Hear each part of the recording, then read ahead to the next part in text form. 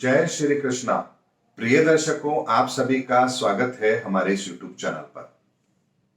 दर्शकों, आप लोगों को ध्यान होगा मैंने 2022 के लिए एक बहुत बड़ी भविष्यवाणी की थी राजनीति को लेकर के कि एक बहुत बड़ा परिवर्तन 2022 में हमें भारत की राजनीति में देखने को मिलेगा। और ये बात मैंने आप लोगों से इसलिए कही थी कि 2020 के अंदर जब कोविड काल था तब मैंने लगभग 60 से 70 राजनीतिक लोगों की कुंडलियों का अध्ययन किया था। और जब इतनी सारी कुंडलियों को मैंने संयुक्त अध्ययन किया था तो मुझे बहुत ही चौंकाने वाले परिणाम मिले थे। और इसीलिए मैंने उन सबको ध्यान में रखते हुए व्यक्ति विशेष की कुंडली के आधार पर सबके प्रेडिक्शंस भी दिए थे और आप लोगों से कहा था कि 2022 का साल राजनीति के लिए बहुत बड़ा खेल हमें दिखाएगा और बहुत बड़े परिवर्तन के लिए 2022 जाना जाएगा। अब 2022 का बहुत सारा समय व्यतीत हो चुका है, तो अब आप लोगों को पता लग गया होगा कि 2022 का साल कैसा था। आपको मैं थोड़ा सा स्मरण दिलाता हूं। क्या आपने सोचा था कि कांग्रेस के दिग्गज नेता ईडी का सामना करेंगे? क्या आपने सोचा था बिहार के अंदर इस तरह से सत्ता परिवर्तन होगा? क्या आपने सोचा था महाराष्ट्र के अंदर इस तरह से सत्ता परिवर्तन होगा? क्या आपने सोचा था हिजाब को लेकर के ऐसी घटनाएं होंगी? क्या आपने सोचा था नुपुर शर्मा को लेकर के राजनीति इस तरह से गरमाएगी? क्या आपने सोचा था गुलाम नबी आजाद इस तरह से कांग्रेस से अपना मोह भंग करेंगे?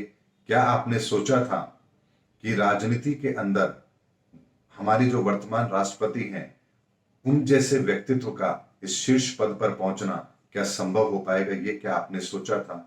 यानी मैं आपको अगर थोड़ी सी ये मैंने आपको घटनाएं याद दिलाई हैं, इसी से आप अंदाजा लगा लीजिए केवल 2022 के साल में ही कितनी सारी घटनाएं घटित हुई हैं। पंजाब का इलेक्शन आप देख लीजिए, यूपी का इलेक्शन आप देख लीजिए, ये सारी की सारी घटनाएं जो अभी पिछले 6 से 7 माह के अंदर घटित हुई हैं, ये बताने के लिए पर्याप्त है कि कितना बड़ा राजनीतिक परिवर्तन इस समय पर भारत की राजनीति में हो रहा है। और ये इसलिए नहीं हो रहा है कि कोई राजनीतिक पार्टी ऐसा चाहती है, बल्कि ये इसलिए हो रहा है क्योंकि बहुत सारे बड़े राजनेताओं की कुंडली के अंदर एक साथ एक समय पर अलग अलग तरह के योग बनना, गोचर के अंदर बहुत बड़े परिवर्तन का आना, भारतीय राजनीति का परिपक्व होना, ये सारे कॉम्बिनेशन एक ही समय पर बन रहे हैं। और इसीलिए मैंने आपसे कहा था कि 2022 का साल बहुत बड़े परिवर्तन के लिए जाना जाएगा। और अभी भी बहुत समय बाकी है। अब तक जो घटित हुआ है उससे भी बड़ी घटनाएं अभी होना बाकी हैं। इसलिए दिल थाम के बैठिए, अभी बहुत कुछ होना बाकी है। ये तो मैंने केवल आपको याद दिलाया है कि जो 2020 में मैंने कहा था उसे आप अब घटित होता हुआ देख रहे हैं। और 2022 जब पूरा निकल जाएगा तो आपको मेरी कही हुई एक एक बात याद आएगी कि मैंने 2 साल पहले जो कहा था वो एक एक चीज अभी घटित हो रही है। और उसके अलावा मैंने एक वीडियो के अंदर यह भी कहा था कि कांग्रेस को यदि अपने आप को बचाना है तो उसे गैर गांधी परिवार के व्यक्ति को आगे लाना पड़ेगा। और अब वो उस पर काम करना आरंभ कर रहे हैं। हालांकि वो इस पर कामयाब होंगे या नहीं होंगे ये अलग विषय है, लेकिन कम से कम कांग्रेस ने ये सोचने का तो प्रयास किया कि हमें गैर गांधी परिवार से किसी व्यक्ति को आगे लाना है ताकि नरेंद्र मोदी जी को हम काउंटर कर सके।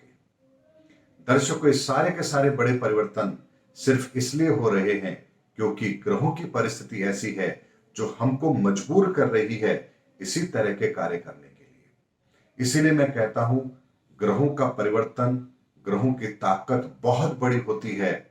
जब वो किसी के साथ हो तो जमाना चाहे दुश्मन हो लेकिन फिर भी इंसान को कामयाबी मिलती है। और यदि ग्रह हमारे साथ ना हो तो जमाना आपके साथ खड़ा हो तब भी आपको कामयाबी नहीं मिलेगी।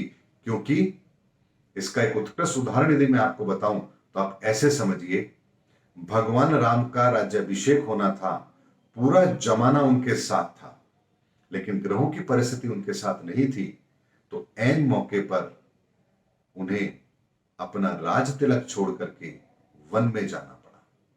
इसीलिए ग्रहों की ताकत को कभी भी कम नहीं आंकना चाहिए और ग्रहों की परिस्थिति के आधार पर हमें निर्णय लेना चाहिए कि हमें भविष्य में क्या करना है। आपको कभी भी जीवन में निराशा मिल ही नहीं सकती। उम्मीद करता हूं दर्शकों मेरा वीडियो आपको जरूर अच्छा लगा होगा। अगले वीडियो में आपसे फिर भेंट होगी, तब तक हमारे चैनल पर बने रहिए। जय हिंद, जय भारत।